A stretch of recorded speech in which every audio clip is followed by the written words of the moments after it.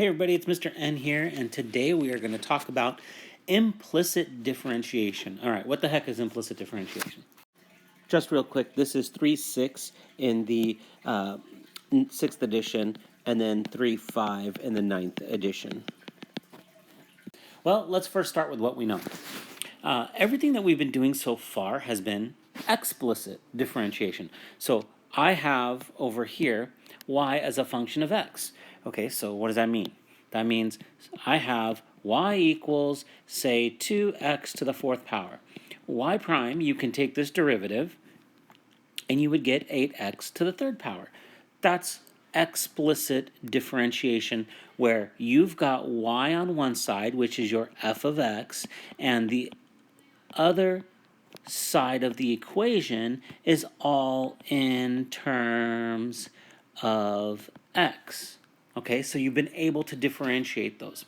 Now, there are going to be situations, though, where what if it's not in terms of x? Well, we could take we don't have to take the derivative with respect to x. As you know, we could take the derivative with respect to y. We could take the derivative with respect to z, t, whatever. It just matters on the variable. But the key is, so you would have to get that term all by itself. So if I had s of t, okay, I'd have everything here with t's, all just t's on this side. But what if I could not separate that variable I'm trying to differentiate explicitly? And what do I mean by that? Well, let's take a look at this. Suppose I had this equation. Let's go ahead and highlight this. And this is x squared plus y squared equals 4. Well, what is this? Okay, if I graph this, we know it as a circle with a radius of 2. So I can go 2 in each direction. I would go ahead and graph my circle. And okay, there we go. And that's not such a nice circle, but we can deal with it. And basically what I'm trying to say is, okay, find the tangent line at a certain point, right? That's what I want you to do. Find the tangent line at a certain point. All right, so to find the tangent line, we need to solve for y, and I take this equation right here, and I will go ahead and solve this for y, and I get y squared equals 4 minus x squared. All right, wait a minute. So that means y equals plus or minus the square root of 4 minus x squared. How do I, wait, so I have two equations here that I have to deal with, the positive and the negative. So that would mean I've got the top half of the circle. Let's go ahead and do that like this. I'll do two axes here. I've got the top half of the circle at a radius of 2, and the bottom half of the circle at a radius of 2. My circles don't look so great today. Right there. And I would have to do each one of these separately. Okay, but again, what if we don't have a situation where I can solve for y? What if it's impossible to solve for y? Like in cases like these, we don't always have to solve for y. Instead, we use this other method called implicit differentiation. So when do we use implicit differentiation? Pretty much whenever we can't solve for the variable we're looking to solve for. In other words, if I can't solve for y, I'm going to have to use implicit differentiation. If I'm trying to solve for z and I can't isolate z and put it by itself, I'm going to have to use implicit differentiation. Otherwise, if you can solve for the variable, do that and use explicit. Okay? Explicit is what we have been doing right here. Implicit is when I can't solve for a particular variable. In this case, I could solve for y, but then I had two separate cases. I had two different cases I had to examine.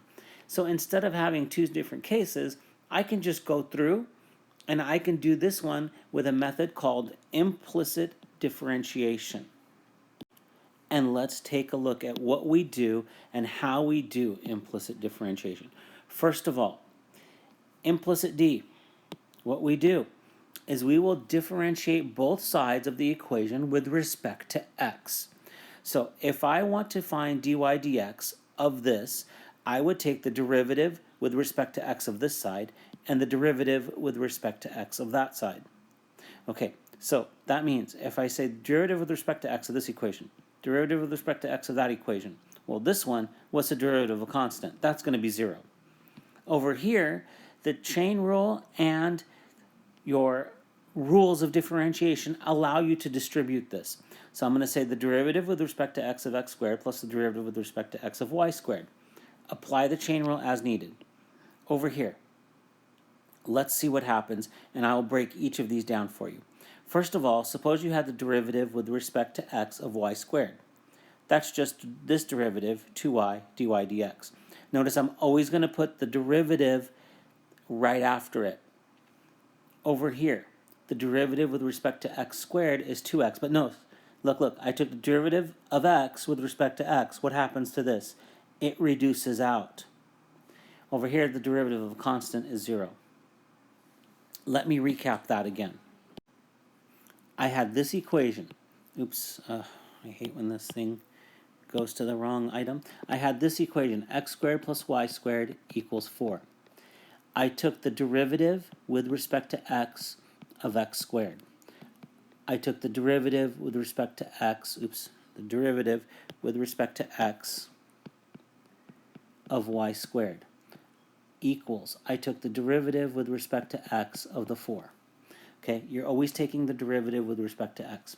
Over here, this derivative becomes 2x, but I always multiply it by that differential. In this case, it was the derivative of x with respect to x. This reduces out like any other fraction to be 1. Over here, I get 2 times y, and I took the derivative of y with respect to x. We always have to keep this kind of sort of Leibniz notation. It's sort of our way of organizing it. Over here, I took the derivative of this with respect to x, but that's just 0. So now look at what I have left. I have 2x plus 2y dy dx equals 0. I can now isolate this dy dx, and that's my goal. So I'm going to subtract over, this is dx.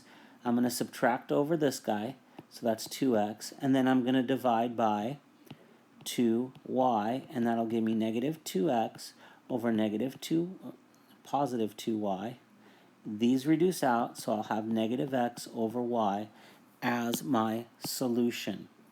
Okay, and that's what I did here, and that's what you see right here, and you can follow the work along here if you want. Just go ahead and pause it. Now let me note something. We often, again, I gotta pick the right thing here. We often express dy dx as y prime. We don't use an x prime because this would just be dx over dx, which reduces out. So as a shortcut technique, we will often do the dy dx as y prime. Let's take a look at more examples here. We want to find the slope of the tangent of x squared plus y squared equals 4 at 1, negative 3. Now, what we would need to do here is we need to find a slope. And we would need to isolate y, but again, we've done this, we've talked about this, you get two outcomes, the positive and the negative. So instead of doing that, I'm going to go ahead and differentiate implicitly. And when I differentiate implicitly, this is the same exact problem that we just did, but we'll do it again anyway. I'm going to take the derivative of each of these with respect to x. So d dx of my x squared plus d dx of my y squared equals d dx of this 4, right? Really what I'm doing on the left side is d dx of this whole thing, but we can distribute that. Now, here is the other notation I'm going to show you. So this is what we're doing, but I'm going to do it a little bit different so that you understand the other notation. I take the derivative here, I get 2x. Now normally I would put x prime, but x prime is dx over dx, which is 1. So I don't put that x prime is what I'm going to try to tell you here. You don't do that. You only put a y prime whenever you differentiate, because y prime stands for dy over dx. So over here, remember when I took the derivative, I said this would be 2x dx over dx, and that went away. This would be 2y dy over dx, but that stays. Well, instead of writing dy dx, I'm going to write y primes. So I take the derivative here, and I get 2y, y prime. I take the derivative there, I get 0. Again, just to kind of like make it a shortcut type thing, whenever you're taking a derivative with respect to that same variable, you don't put anything there because it cancels out. So in our case, we're taking a derivative with respect to x.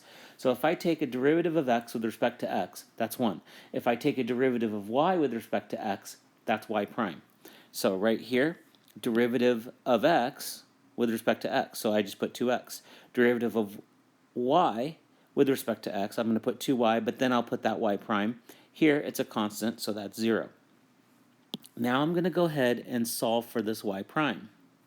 So this gives me 2y, y prime equals negative 2x. Y prime is negative 2x over 2y. The 2's go away. And just like we had before, y prime will equal the negative x over y. This is my slope equation. And where do I want the slope? I want the slope at an x value of 1 and a y value of negative 3. So this becomes negative 1 over negative root 3, right? Because this negative right here, don't forget about that. Well, those go away. So the slope is 1 over root 3. Now I write my equation. Y minus y1, so that'll be y plus root 3, equals my slope times my x minus x1. And there is the slope of the tangent line of that. So let's take a look at example number 2. All right, this is one you guys, believe it or not, are familiar with. Whether you realize it or not right off the bat, I'm going to graph it to show you your familiarity with it. I think I could say that word. Okay, so when I graph this, we're going to go out 1, 2, 3, 1, 2, 3. Then we'll go up 1 here and 1 there. And it goes through here, it comes out, it goes over like this. It's a rose petal on that side. It comes out, goes over like this. It's a rose petal on that side. Guess what that is? It's the infinity symbol, and this is called a lemniscate. Let me spell that for you. Lemniscate. And I believe Jacob Bernoulli came up with that name for it. I don't know quite the details of it. I don't remember, but I think he's the mathematician that came up with the name for this infinity symbol. It's just based on another word, I believe, if I remember correctly. But anyway, let's get into the nitty-gritty. Here's what we got to do. We got to find a tangent at that point. Guess what? Try to solve for y. It ain't going to happen. Good luck trying to isolate y in this. Yeah, you're going to have to FOIL it out. Put everything on the same side. You'll have y's all over the place. It won't work. So we need to use differential equations. Again, let's recap. When do we use differential equations? When I can't solve for y. When I can't isolate y. If I'm trying to get an f of x, right? Y is my f of x. If I'm trying to get one variable in terms of another, and if I can't isolate that variable, then I need to use implicit differentiation. So that's what we're going to do here, and that means I need to take the derivative with respect to x of this whole thing right here, this beginning part, equals derivative with respect to x of the other side right there. I'm not going to write it all out, not just yet. For this example, I'm going to do it with a d over dx form, which will give me the dy over dx instead of the y prime. We'll do more y prime examples in a little bit. Okay, so over here, I'm going to take the derivative with respect to x of this whole left side. So that becomes 3 times, right, that's my constant, and I'm going to end up using a chain rule here, and this will be 2 times x squared plus y squared to the first power times, now I have to take the derivative of this inside part.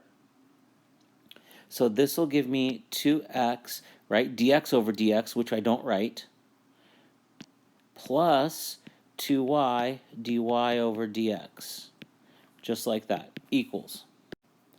on the right side. It'll be 25. And now here, there is no chain rule or anything involved in this one. So this will just be 2x dx over dx, which I do not write, minus 2y dy over dx. You're always writing what you're taking the derivative of. It follows on, because that's technically part of the chain rule of it. So I don't write my dx over dx. I could write it right there, but I don't, because that's just 1. So there's no point. But I always have to write here because I took the derivative of y, but I took it with respect to x, so I need to include that. Okay, so now let's continue on. Over here, I'm going to take this 2 out, right? I'm going to factor the 2 out on both sides. So if I factor a 2 out over here and I factor a 2 out over there, those, believe it or not, will reduce out. So then I'm going to be left with 6x squared plus y squared, and then this will be, I took the 2 out, plus 2y dy dx. Right? I factored a 2 out of here, I factored a 2 out of there, and it canceled out of each side. I kind of saved myself a step there, so I don't have to write all that in detail for you. And now on this side, now on the right side, I'm just going to distribute, so I'll get 25x minus 25y dy dx. All right, let's see what I can clean up and distribute over here as well. So over here I will get, let's just say 6x squared plus 6y squared. And then I'll end up with x plus y dy dx. Over here I have this 25x minus 25y dy dx. Okay, now I'm going to FOIL the left side out. So I get 6x cubed plus 6x squared y dy dx plus 6xy squared plus 6y cubed dy dx equals 25 minus, or 25x minus 25y dy dx. All right, now on the left side, I'm going to combine like terms, which I don't think there are any, but I'm going to collect the dy dx's. So I will have 6x squared y dy dx plus this 6y cubed dy dx. I'm going to move this over to the other side, plus 25y dy dx, because I'm collecting all my dy dx's on one side of the equation, because I'm going to factor those out, because that's what I'm solving for. Equals. These two will go to the other side, right?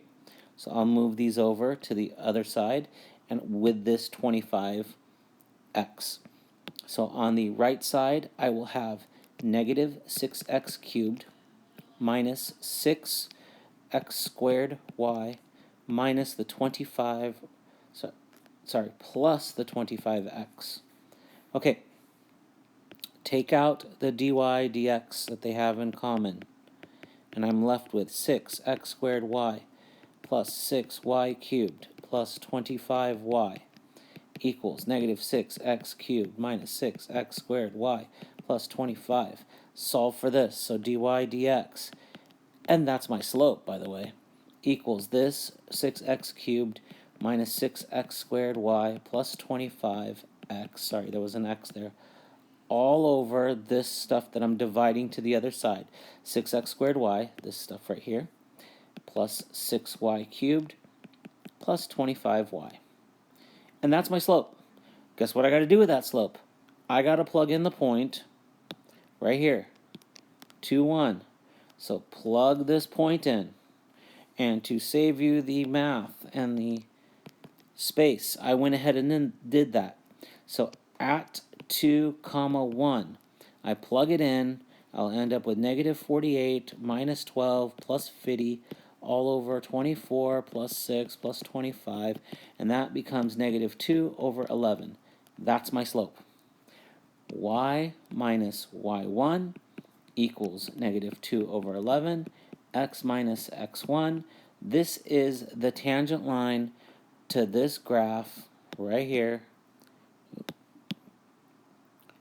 at 2, 1. So at 2, 1, right here, 2, 1. That is the tangent line. Okay, let's see what other examples we have. That was pretty crazy. That's kind of intense. Okay, here are some additional examples. We're going to find y prime. So let's go through and do that. And let's just pick another color here. Let's just go with another one. So over here, I'm going to choose the y prime notation. Up here, remember I did the dy over dx. So over here, I will do the y prime notation, and we'll do the following. We will have this one, and I will have to use the product rule. So over here, I take the first times the derivative of the second, derivative of y is 1, times y prime, plus the second times the derivative of the first, which is 1, but I do not put x prime. Why don't I put x prime? Because that's dx over dx, which is just 1, equals the derivative constant right here is 0. So I end up with xy prime plus y equals 0. Over here, I solve for the y prime. I'll end up with xy prime equals negative y prime equals negative y over x.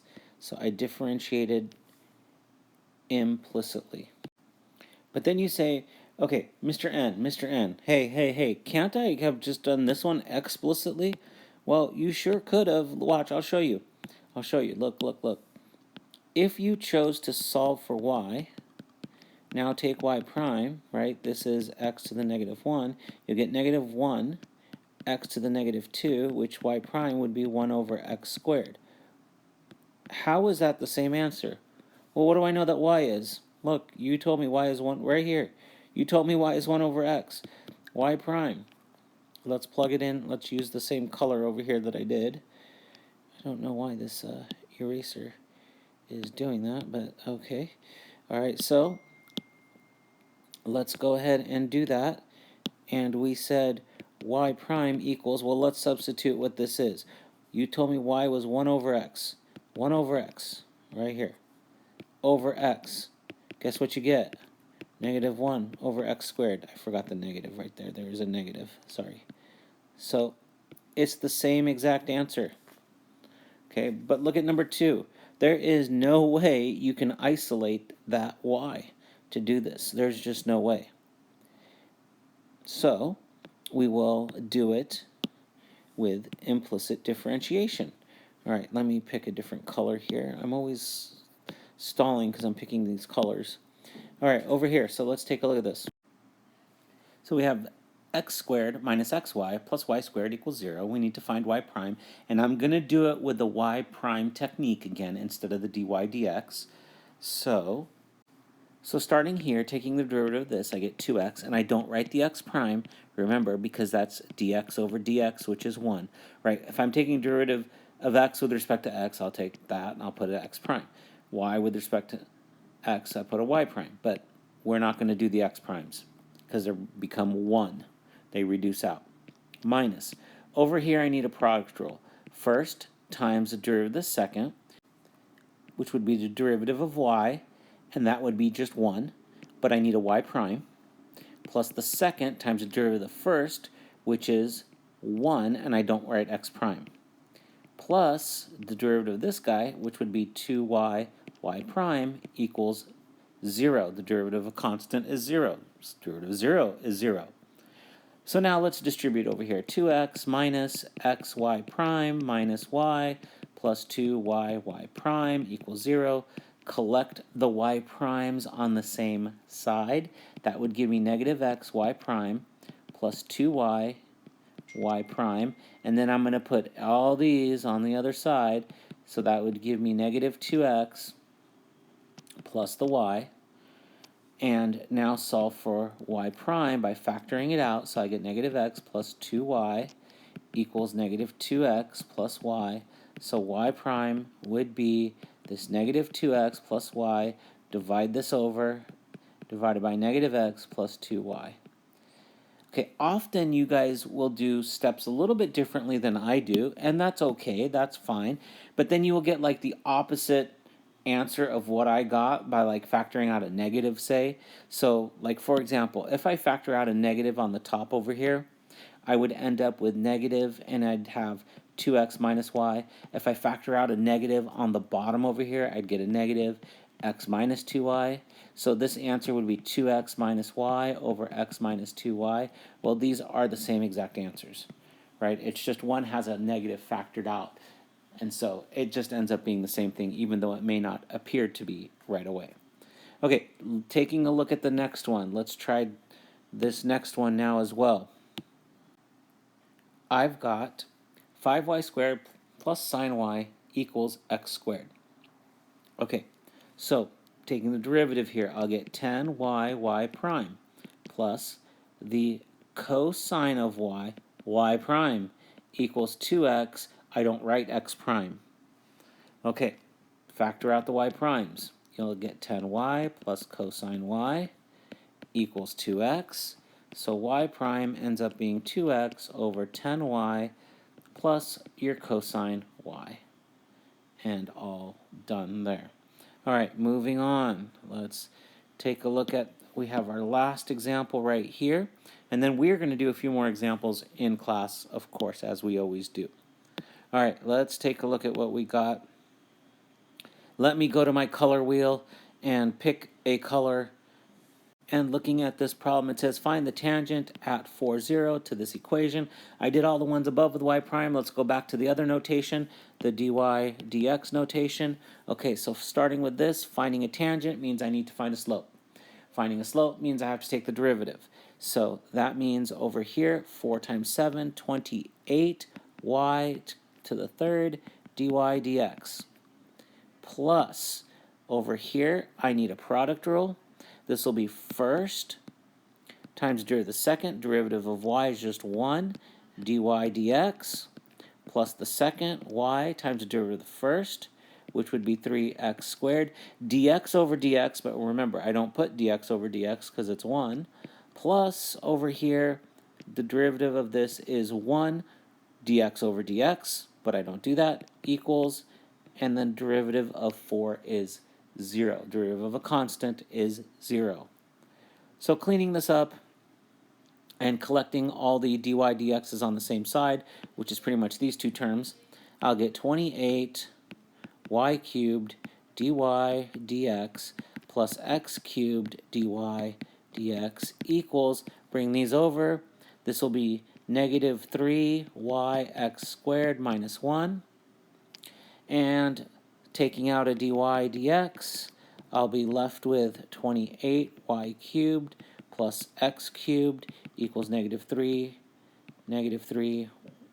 x x squared minus 1.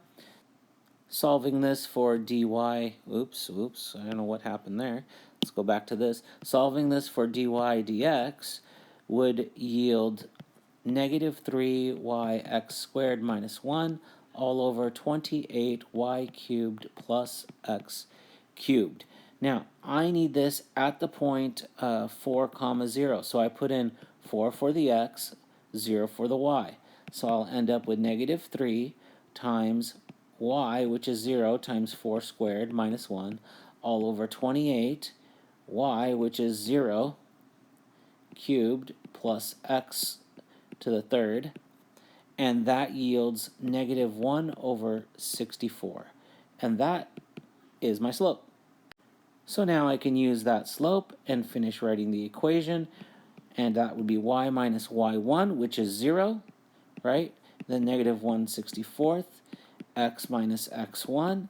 So that just yields y equals negative 1 over 64 times x minus 4. And there is the equation of my tangent line to this function. All right.